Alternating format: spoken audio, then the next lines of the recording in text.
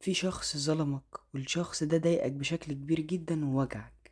تعال نعرف الشخص ده هل هو حاسس باللي هو عمله فيك ده ولا لأ. سمي الله وبسم الله الرحمن الرحيم. ردد اسم الشخص ده في سرك 3 مرات عشان الطاقة تثبت عليك بشكل كبير. اكتب تم في التعليقات عشان الطاقة تنطبق عليك والقراءة تثبت عليك أكتر حاجة. تخيل ان الشخص ده هو اللي واقف قدامك وهو اللي بيكلمك. انا محمد ايهاب، لو بتشوفني لاول مره متنساش تشترك في القناه، شير لاصحابك او ريبوست عشان الطاقه تنتشر والقراءه تنطبق عليك ان شاء الله. اكتب تم في التعليقات. والحجز القرايه الخاصه تواصل على الارقام اللي قدامك على الشاشه او عن طريق رسائل الصفحه. تنورني في اي وقت.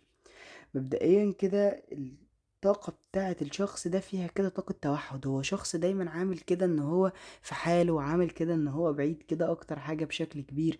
لا عايز يبان ولا عايز يظهر ولا عايز يعمل اي حاجة. شخص كده عامل ان هو متقي يعني كده، وان هو حقاني ما بيظلمش حد وما بيجيش على حد كده اكتر حاجة. شخصية كمان غامضة ومش عايز حد يعرف عنه اي حاجة، حابب دايما كده يبقى في وضع صامت ومحدش لا يكلمه ولا يقول له حاجة ولا هو حتى حد يعرف عنه حاجة. المهم هو بس اللي يعرف عن الناس، ولكن هو محدش يعرف عنه اي حاجة. الشخص ده ممكن يكون على فكرة تزوج، او الشخص ده ممكن يكون في حياته حد تاني، او عموما عنده اطفال، اسرة، عيلة، قرايب، او مسؤول عن بيت او عيلة بشكل كبير. الشخص ده عايز اقولك على فكرة ان هو الصراحة بيتهرب من ان هو يعترف بالحقيقة.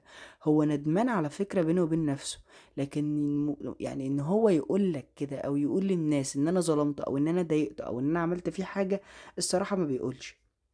لكن على فكرة هو احيانا بيحس ان هو خسرك، احيانا بيحس كده بوقت من الاوقات كده لما بيقعد لوحده ان هو فقدك.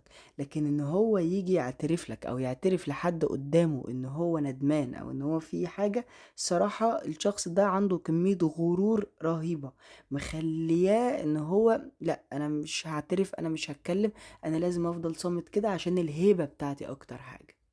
ولكن الشخص ده ما بينه وما بين نفسه عارف ان هو ضايقك بشكل كبير وندمان.